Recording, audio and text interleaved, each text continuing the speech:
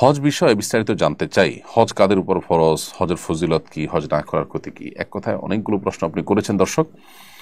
এটার উত্তরে আমরা বলতে চাই যে হজ ফরজ হবে সেই সব ব্যক্তিদের উপর যারা মুসলিম এবং সুস্থ মস্তিষ্ক সম্পন্ন, এবং তাদেরকে আল্লাহ তাআলা এ পরিমাণ আর্থিক সচ্ছলতা দিয়েছেন যা দিয়ে হজ করে এসে হজ করে আসার সময়টা তার পরিবার ভরণ পোষণ দেওয়ার ব্যবস্থা তার থাকে, এবং সেই সাথে হজ করে আসার মতো অ্যাবিলিটি থাকে। আজকের বাজারে 7-8 লাখ টাকা হলে হজ করা যায়। অতএব এই সময় 7-8 লাখ টাকা কারোর কাছে থাকলে তার উপর হজ ফরজ হবে। নারী যদি হন কেউ, তাহলে তার কাছে এর ডাবল টাকা লাগবে, কারণ হলো তিনি নিজে যাওয়া এবং তার সাথে একজন মাহরামের যাওয়া আসার খরচ, এটা যদি তার কাছে থাকে তাহলে তার উপর হজ ফরজ হয়ে যাবে।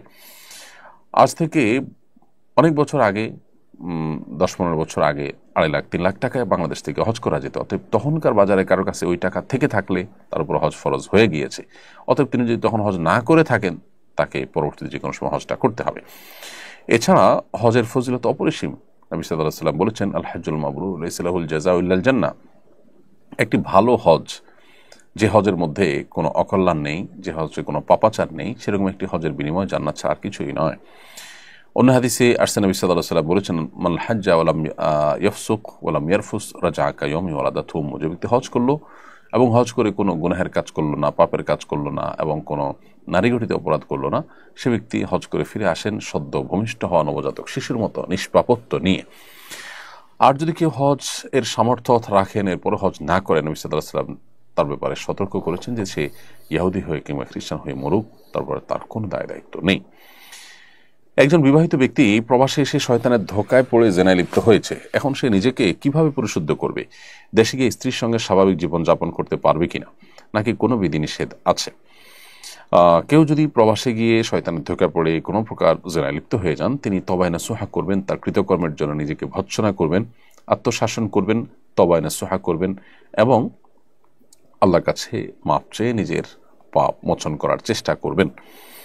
কিন্তু তার এই অপরাধ কর্মের কারণে তার স্ত্রীর সাথে সম্পর্কে কোনো ছেদ পড়বে না, বা সেখানে কোনো প্রকার সমস্যা তৈরি হবে না। বিধায় তিনি তার স্ত্রীর সাথে স্বাভাবিক জীবন যাপন করতে পারবেন।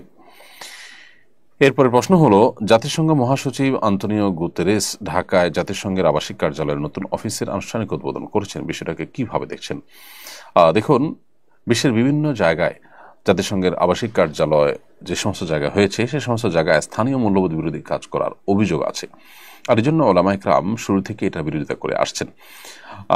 এমনকি স্থায়ী আপনার মানবাধিকার অফিস এখানে প্রতিষ্ঠা করারও চিন্তা ভাবনা করছে তারা, আমরা এরকম কথা শুনতে পেয়েছি। তো এই বিষয়গুলোতে জাতির কাণ্ডারি যারা, তাদের দায়িত্বশীল আচরণ করা দরকার এবং দূরদর্শী পদক্ষেপ তাদের ফেলা দরকার। জাতিসংঘের সঙ্গে অনেক স্বার্থ সংশ্লিষ্ট বিষয় আমাদের যেমন আছে, সেই সাথে আমাদের স্থানীয় মূল্যবোধ এবং আমাদের এদেশে মানুষের কৃষ্টি কালচার এবং তাদের বিশ্বাস, এগুলোর পরিপন্থী কোনো কাজ হওয়ার পথ যেন সুগম না হয়, সেটা সংশ্লিষ্ট মহলের দেখা কিন্তু কর্তব্যের মধ্যে পড়ে। আমরা যদি সময়ের ভাবনা সময়ে করতে না পারি, তাহলে এক সময় হয়তো আমাদেরকে আফসোস করতে হবে, আক্ষেপ করতে হবে। এই জায়গা থেকে আমার মনে হয় যে এই সমস্ত ডিসিশনগুলোর আগে জনগণের সাথে, বিশেষ করে সর্বস্তরের মানুষের সাথে আমাদের প্রচুর পরিমাণ বোঝাপড়া এবং আলাপ আলোচনা হওয়া উচিত। এরপরের প্রশ্ন হলো, ব্যাংকক থেকে বলছি, এখানকার ইমামরা সুন্নত পালনে গড়িমসি করেন, দাড়ি যথাযথভাবে রাখেন না, টাকনুর নিচে প্যান্ট পরেন, এমন ইমামের পেছনে নামাজ পড়া যাবে কি না? এর উত্তর হলো যে ইমাম সাহেবরা যাদের পেছনে আপনারা নামাজ পড়েন, তারা যদি গড়িমসি করেন, সুন্নত পালনে যথাযথ দায়িত্বশীল না হন, বিশেষ করে দাড়ি মুন্ডন করেন বা ছোট করেন, টাকনুর নিচে প্যান্ট পরেন, তাহলে তো সুন্নত নয়, হারামে তারা লিপ্ত, শুধু সুন্নত রকি নয়। এরকম পিছনে নামাজ পড়লে নামাজ হয়ে যাবে।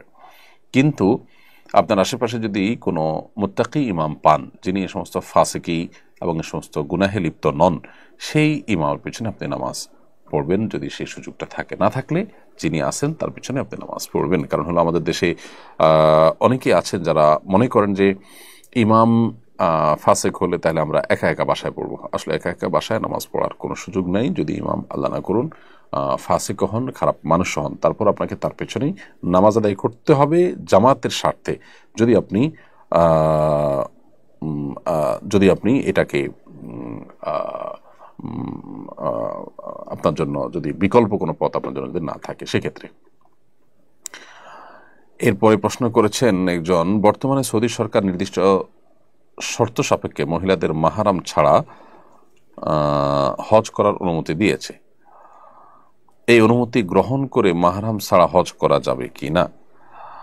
দেখুন, প্রথম কথা হলো যে মাহারাম ছাড়া মেয়েরা হজে যাবেন না, এ ব্যাপারে পরিষ্কার হাদিস রয়েছে। নবী করিম সাল্লাল্লাহু আলাইহি ওয়াসাল্লাম বলেছেন, লা তুসাফিরুল মারআতু ইল্লা মা যি মাহরিম, কোন নারী সফর করবেন না মাহারাম ছাড়া। এটা হলো তখন যখন কারোর হজ করতে হলে সফরের দূরত্ব ক্রস করে যেতে হয়।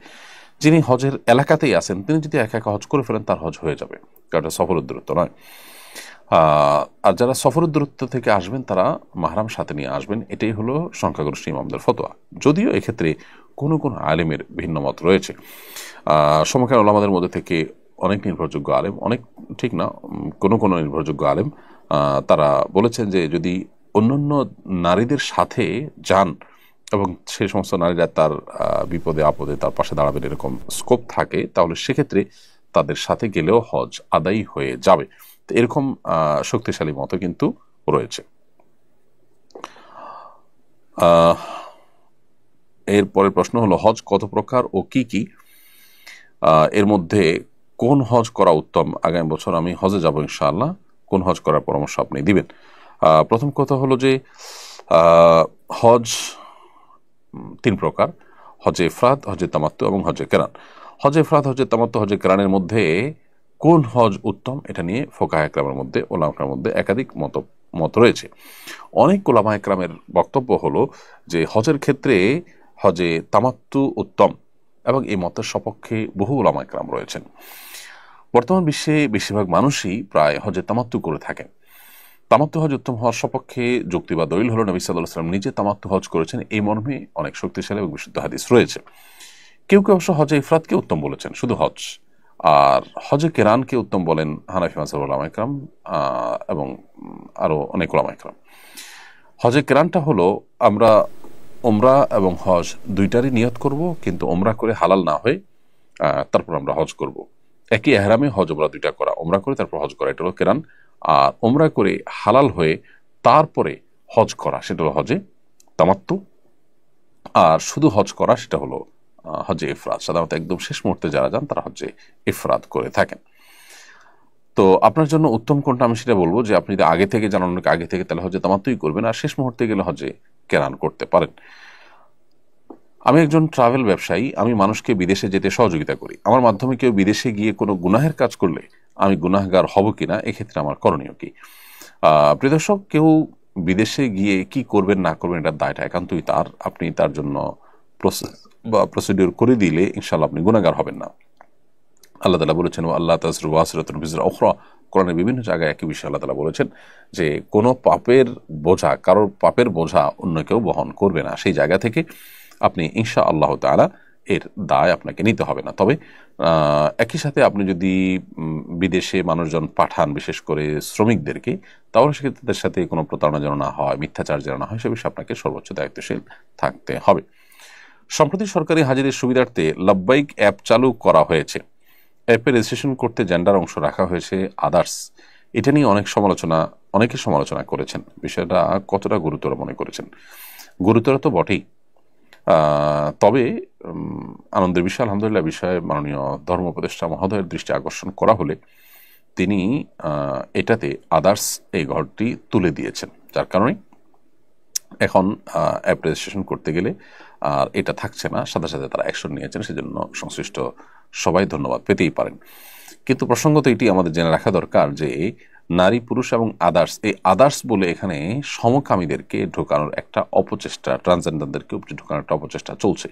এটা বাংলাদেশের একেবারে প্রথম সারির এনজিও, তারা সরকারের বিশেষ করে বিসিএস ক্যাডার অফিসারদেরকে ট্রেনিং করানোর কাজ দীর্ঘদিন থেকে আঞ্জাম দিয়েছে।